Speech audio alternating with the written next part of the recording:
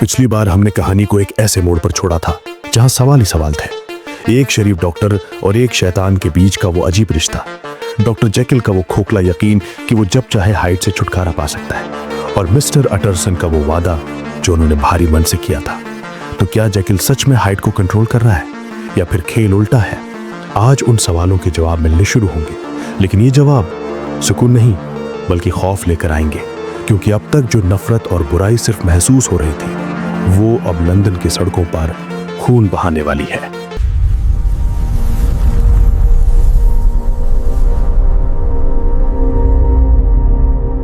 लगभग 1 साल बीत चुका है।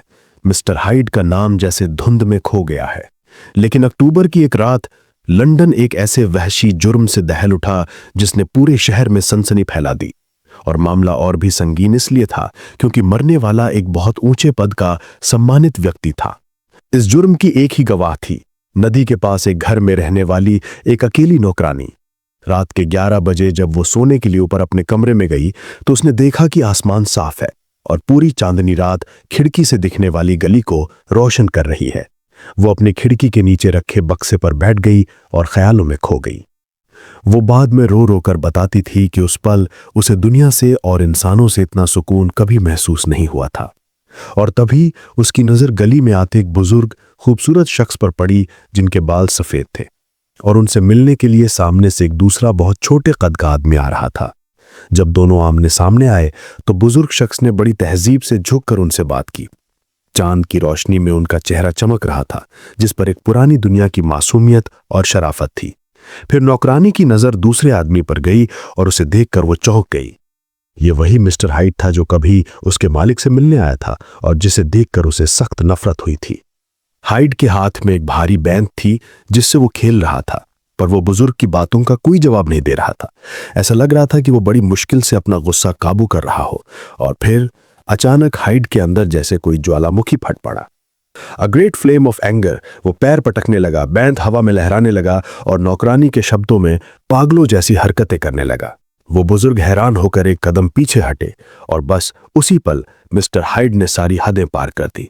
उसने उस बुजुर्ग पर बैंत से हमला कर उन्हें जमीन पर गिरा दिया, और अगले ही पल वानर जैसी फ्यूरियस के साथ वो अपने शिकार को पैरों तले रौंद रहा था और उन पर डंडों की ऐसी बरसात कर रहा था कि हड्डियों के टूटने की आवाज साफ सुनाई दे रही थी और लाश सड़क पर उछल रही थी। ये खौफनाक मंजर देखकर वो नौकरानी बेहोश हो गई। जब उसे होश आया तो सुबह के 2 बज चुके थे। कातिल जा चुका था।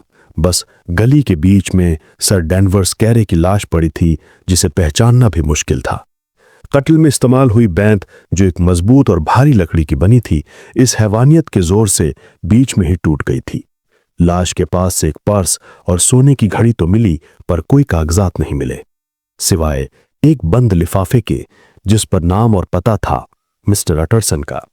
अगली सुबह पुलिस वो लिफाफा और टूटी हुई बैंत लेकर अटरसन के पास पहुंची। जैसे ही पुलिस अफसर ने हाइड का नाम लिया, अटरसन का दिल बैठ गया। लेकिन जैसे ही उनकी नजर उस टूटी हुई बैंत पर पड़ी, उनका खून जम गया।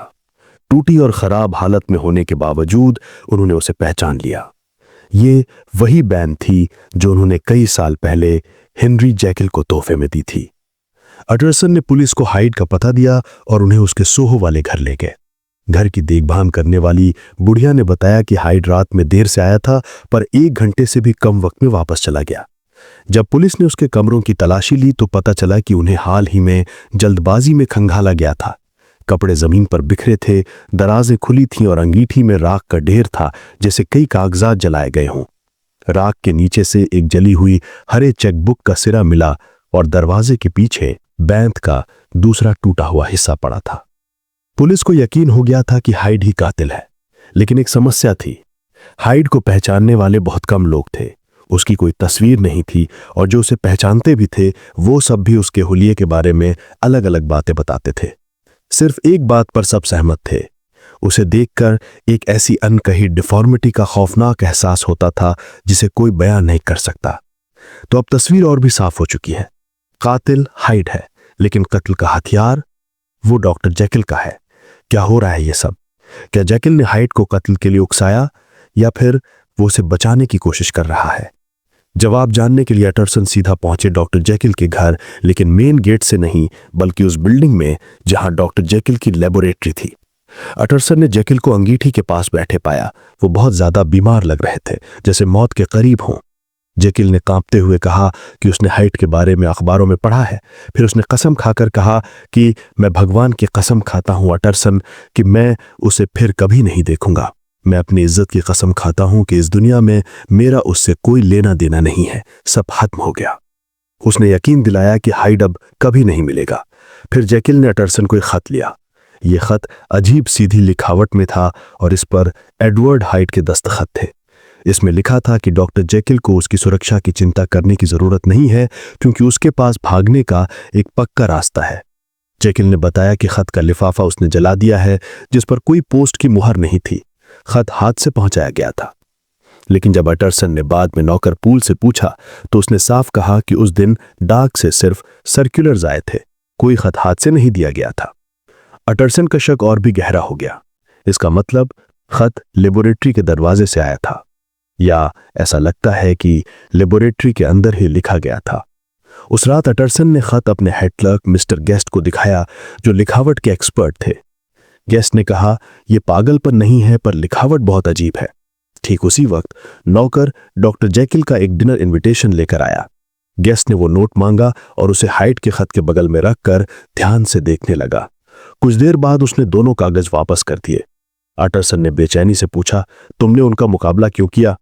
और फिर मिस्टर गेस्ट ने वो राज खोला जिसने अटरसन के होश उड़ा दिए। उसने कहा, सर, इन दोनों लिखावटों में एक अजीब सी समानता है। कई जगहों पर ये बिल्कुल आइडेंटिकल हैं, बस इनका झुकाव अलग है।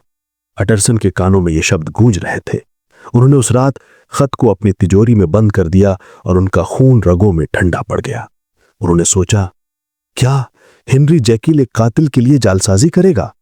समय बीतता गया।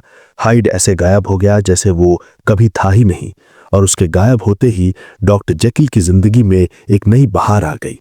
वो अपने कैद से बाहर निकले, दोस्तों से मिलने लगे और पहले से भी ज्यादा दान धर्म करने लगे। 2 महीने से ज्यादा तक सब कुछ ठीक रहा। डॉक्टर जेकिल शांति में थे, लेकिन फिर अचानक सब कुछ फिर से बदल गया। 8 जनवरी को अटरसन ने जेकिल के घर डिनर किया था, जहां डॉक्टर लैनियन भी मौजूद थे और तीनों पुराने दोस्तों की तरह खुश थे। पर 12 और 14 तारीख को अटरसन के लिए दरवाजा बंद कर दिया गया। पूल ने बताया कि डॉक्टर घर तक ही सीमित हैं और किसी से मिल नहीं रहे। परेशान होकर अटरसन डॉक्टर लैनियन के पास पहुंचे और वहां जो उन्होंने देखा वो दिल दहला देने वाला था। लैनियन की हालत देखकर अटरसन चौंक गए। उस हंसते खेलते इंसान का चेहरा पीला पड़ चुका था, जिस्म ढल गया था। ऐसा लग रहा था कि उसकी मौत का फरमान उसके चेहरे पर साफ साफ लिखा रहता है। पर जिस्मानी बीमारी से ज्यादा उसकी आंखों में एक गहरा दिमागी खौफ था। लेनिन ने कहा, मुझे एक ऐसा सदमा लगा है जिससे मैं कभी उबर नहीं पाऊंगा। ये बस कुछ हफ्तों की बात है। और जब अटरसन ने डॉक्टर जेकिल की बीमारी का जिक्र किया तो लेनिन का चेहरा बदल गया और उसने कांपते हुए हाथ से उन्हें रोक दिया। वो तेज और अस्थिर आवाज में बोला, मैं डॉक्टर जेकिल के बारे में अब कुछ भी देखना या सुनना नहीं चाहता। मैं उस इंसान से पूरी तरह से खत्म हो चुका हूं और मैं तुमसे भीख मांगता हूं कि मेरे सामने उस इंसान का जिक्र मत करना जिसे मैं मरा हुआ मानता हूं। इस मुलाकात के कुछ हफ्ते बाद डॉक्टर लेनियन की मौत हो गई। लेनियन की मौत के बाद अटरसन को उनका एक खत मिला। उस पर साफ लिखा था, प्राइवेट, सिर्फ जीजे अटरसन के लिए, और अगर उनकी मौत पहले हो जाए तो बिना पढ़े नष्ट कर दिया जाए। अंदर एक और लिफाफा था जिस पर लिखा था, डॉक्टर हेनरी जेकिल की मौत या डिसअपियरेंस तक ना खोला जाए। डिसअपियरेंस, वही शब्द जो जेकिल की मागनपनहरी वसीयत में था। अटरसन की जिज्ञासा चरम पर थी, लेकिन अपने दोस्त और पेशे की इज्जत की खातिर उन्होंने उस पैकेट को अपनी तिजोरी के सबसे अंदरूनी कोने में रख दिया। और फिर वो दिन आया जब आखिरी पर्दा भी उठ गया। इतवार का दिन था। अटरसन और एनफील्ड अपनी रोज की सैर पर थे और उनका रास्ता एक बार फिर उसी गली से गुजरा। वो उस बदनुमा दरवाजे के सामने रुक गए।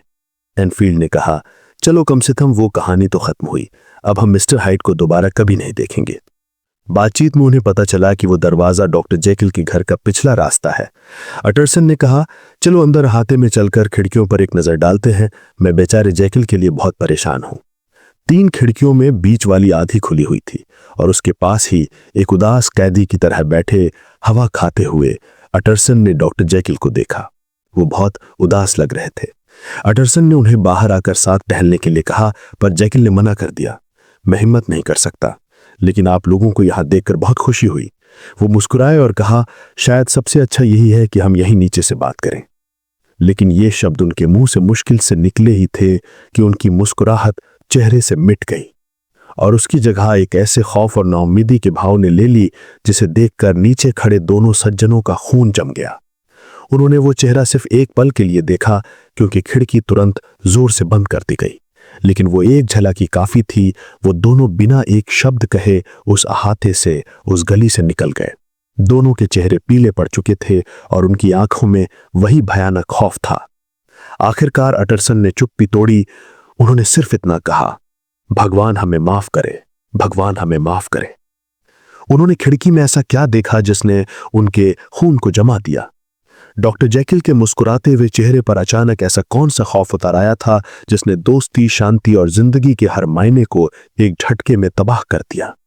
जवाब बस आने ही वाला है। अगर आपको वीडियो पसंद आया हो तो लाइक करें, दोस्तों के साथ शेयर करें और चैनल को सब्सक्राइब करना ना भूलें। मिलते हैं अगले वीडियो में। Stay safe.